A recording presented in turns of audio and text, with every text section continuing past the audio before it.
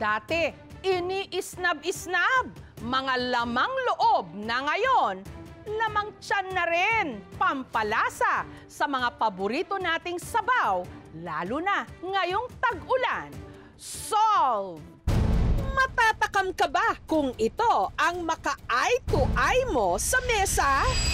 Ang main ingredient kasi ng sabaw na ito, tila ba tinititigan ka?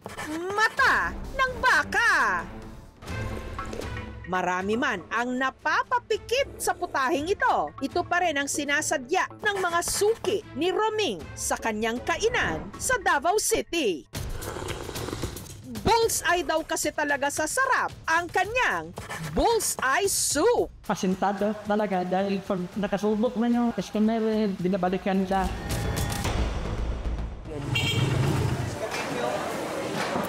Madaling araw pa lang, sinusuyod na ng misis ni Roming na si Flo ang palengke para i-ay Day mata Jo, ang pinakabagong bagsak na mga mata at laman loob ng baka. o kana lang, kana. Ang mga pinamili ni Flo, nilinis ni Roming. I-brush natin ang steel wool para mas matanggal ang mga dumi. At saka pinakuluan sa loob ng 3 oras. Kailangan tanggalin natin itong bula kasi medyo madumi ito. At dahil malasa na raw talaga ang mata ng baka, wala na raw masyadong isasahog dito. Lalagyan lang ng kaunting asin at betchin. Maya-maya lang, ready to serve na ang mainit-init pang bullseye soup. 100 pesos kada serving. Nakakawala ng pagod pag kumakain kami dito. Mata ba to? Mata yan. Mata? Mayaman sa sili. Sa isang magdamag, nakakaubos si Roming ng 50 hanggang 100 kilos na mata ng baka. Yung sa City Hall, pulis, dito yan sila, nagakain sila. Nang dahil sa kanyang bullseye soup, ang dating special guard na si Roming napagtapos ang kanyang 3 anak. Sa Fountain PA po, na pagsisikap, nakasunod na kami na sana namin. Noon, first floor lang kami, hanggang kumikita na talaga kami, marami-rami na yung mga customer namin. Naglagay na kami ng 3rd floor. Ang essential element ng pagkaing Ilocano, kailangan may bitterness, may pait. Kaya nga, pinapaitan. Ang nagpapainit naman sa tag-ulan naming mga taga-norte, ang paborito naming sabaw na madalas naming ginagawang agahan, ang papaitan. Ang madalas na ipinansasahog sa papaitan, laman loob ng kambing o kaya baka.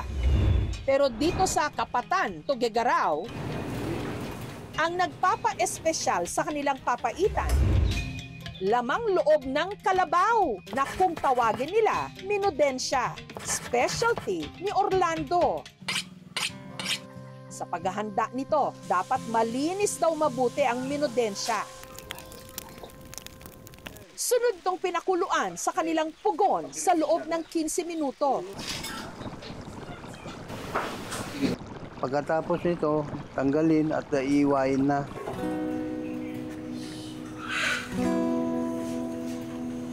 Pag malambot na, yun, ganito, maiiwan na. Pag malambot na lahat yung nailagan ng kapapitan, yung sauce, yun ang i-mix ko na. Lagyan ko ng asin sa 2, 3. Ang sikreto raw para mas maging malinamnam ang sabaw nito, hinahaluan niya ito ng puro o apdo na galing sa tarapilya o bituka ng kalabaw. Yung sauce, yun nga yung pait ng kalabaw.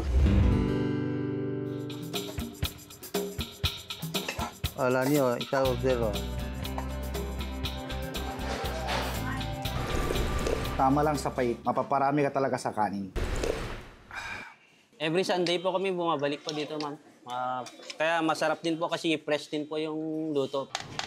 Naging hamon daw ang pagnenegosyo para kay Orlando. Hindi naging madali. Na-stroke yung misis ko. Pagkatapos ako naman ang sumunod. Ang pangalawang kong anak, na-stroke din, namatay. Kaya kahit matanda na ako, hindi ko itong trabaho ko nagluluto ng ganito. Parang may maibili ng mga kailangan namin. Ito, nagpasalamat ako dito sa trabaho namin. Yung mga anak ko nag-aaral ng tawa ng Diyos, nakatapos din sila. Tanghalian ang pila sa kainang ito sa Dumaguete, pirming Blockbuster. Blockbuster kasi ang tinda nila ritong sabaw, nagawa naman sa laman loob ng baka.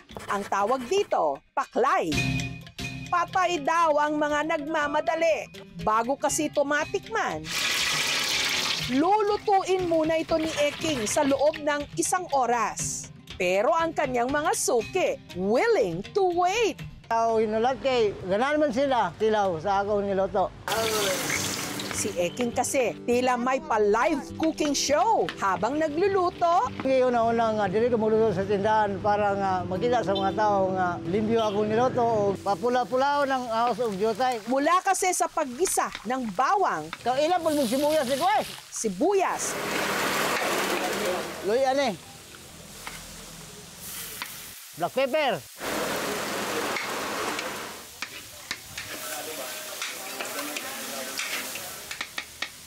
Makita dili. paglagay ng hiniwang laman loob ng baka Sagol palit baka oh. at paghalo ng black beans.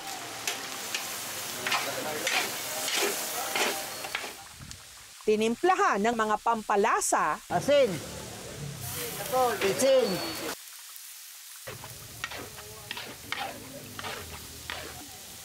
si Eking todo bigay. Tubig naman ko.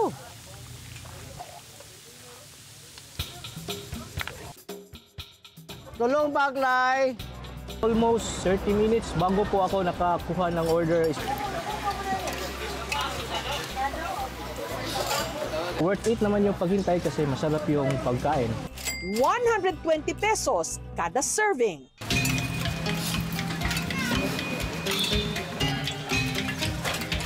Meron diyang alat, tamis at maanghang dahil sa pepper po, ma'am. May pinya, yun ang nagdala ng tamis.